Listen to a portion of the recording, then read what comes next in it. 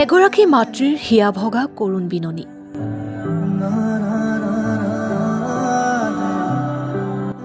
মাজনী তই ক'ত আছ? সোনকালেই ঘৰলৈ উভতি আহ।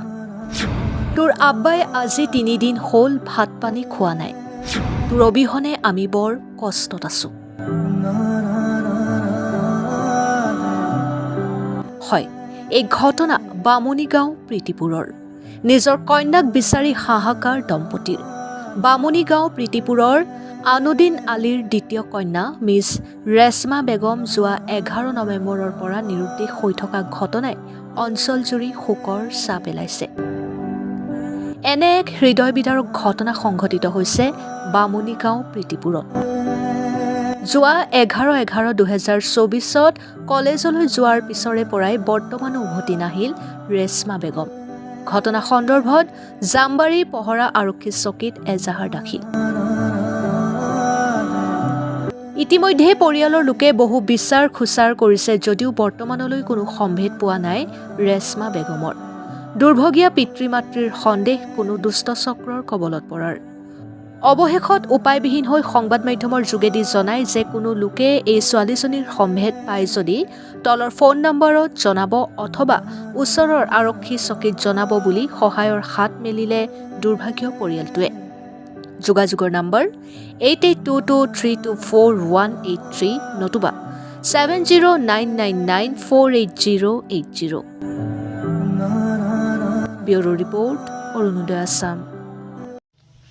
নমস্কাৰ, আসসালামু আলাইকুম অসমবাসী ৰাইজ। কি হৈছে মানে ইয়াত দুখৰ ঘটনা। যোৱা সোমবাৰ 11 নৱেম্বৰ তাৰিখে প্ৰায় 10-10:30 মান বজাত মোৰ গাটো অলপ বেয়া আছিল, তথাপি সেনেকৈ মই অলপ টোপনি মাৰি আছিলোঁ। তাৰপিছত ছোৱালীজনীয়ে মোক মাত লগাই ক'লে বোলে, আব্বা মই কলেজত অলপ কাম আছে, ভোটৰ কাম, গতিকে মই কলেজত যাওঁ।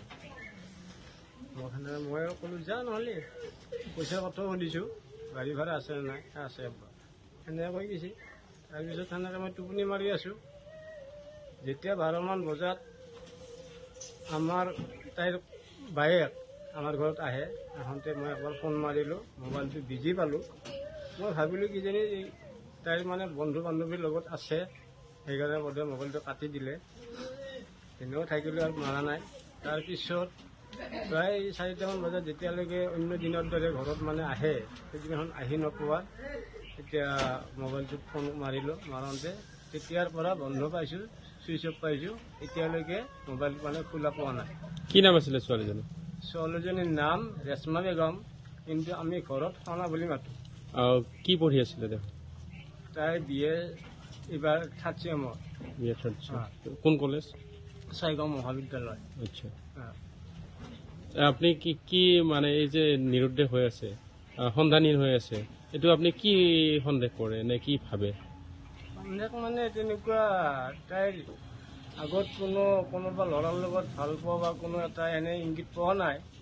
এতিয়া কি ক্ষেত্ৰত কি হ'ল, তাৰ 2 দিন আগত এওঁ মোৰ ককায়েক, তাইৰ ককায়েক, মোৰ ডাঙৰ ল'ৰা, তেওঁ হয়তো অলপ বুজনি আকাৰে অলপ কিবা মানে ঘৰৰ কিবা হেৰিৰ কাৰণে অলপ মানে বুজাইছিল, অলপ দমো দিছিল।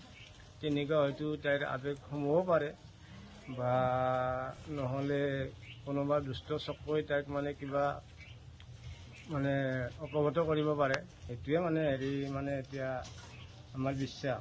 আমি তাৰপিছত আমাৰ বকো আৰক্ষী থানাৰ অন্তৰ্গত জামবাৰী আৰক্ষী থানা, তাত আমি এজাহাৰ মৰ্মে এখন মানে এজাহাৰ মানে অৱগত কৰাইছোঁ। তেখেতসকলেও এই বিষয়ে মানে বহুত চেষ্টা কৰি আছে, একেবাৰে সময়টো উলিয়াব পৰা নাই, যিহেতু মোবাইলটো তাইৰ বন্ধ হৈয়ে আছে। এতিয়া আমি উপায়হীন হয় আজি 8 দিন বাট চালোঁ, গতিকে আমি সেইকাৰণে আপোনালোকৰ মানে ওচৰ চাপিলোঁ। এই মানে জৰিয়তে, নিউজৰ জৰিয়তে আমাৰ অসমবাসী ৰাইজে আমাৰ পৰিয়ালটোৰ মুখৰ ফালে চাই মানৱতাৰ খাতিৰত যাতে কিবা সংবাদ পালে আমাক ফোন নম্বৰ দিয়া থাকিব, সেই ফোন নম্বৰত যাতে আমাক জনাই দিয়ে, নহ'লে নতুবা ওচৰৰ আৰক্ষী চকীত যাতে অৱগত কৰাই আমাক এইখিনি সহায় কৰি দিয়ে। এইখিনি আপোনালোকৰ ওচৰত মোৰ পিতৃ হিচাপে ক'বলগীয়া, তাকো সেইটা মই একো কৰিব নোৱাৰোঁ। এতিয়া আৰক্ষী চকীয়ে আৰক্ষী প্ৰশাসন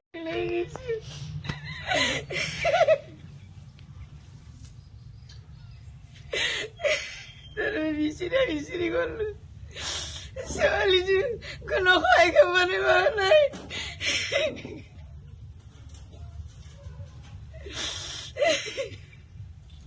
ক'ত যাওঁ বুলি কৈ কৈছে? কলেজত পঢ়িব যামলে মাই হেলাং হৈ গৈছে। তাৰপিছত ফোনত পাইছে নে নাই সিহঁতক? ফোনত নাই, তাৰপৰা মোবাইলটো চুইচ অফ হৈ গৈছে। এতিয়ালৈকে ফোনত পোৱা নাই নেকি? Incoming voice call from Noyon. O'.